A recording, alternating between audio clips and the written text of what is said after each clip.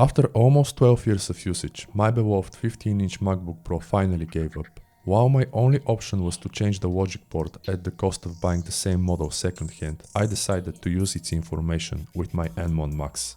This required getting enclosures for the SSDs, so after researching and being happy with my rugged drives, I chose a pair of Transcend Store Jet Enclosure kits. Box.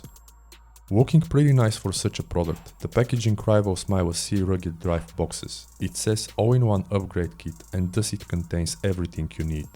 Inside each box there's the enclosure, a 7.5 to 9mm spacer, inner and outer rubber cases, a screwdriver with 3 screws and a USB cable. There's also documentation and instructions, and according to Transcend, these enclosures are shock absorbing, hence why I bought them. Installation. The installation starts with attaching the spacer to your drive, connecting the SATA connector and putting the whole thing into the inner wrapper. Next, you put that inside the enclosure and tighten the screws.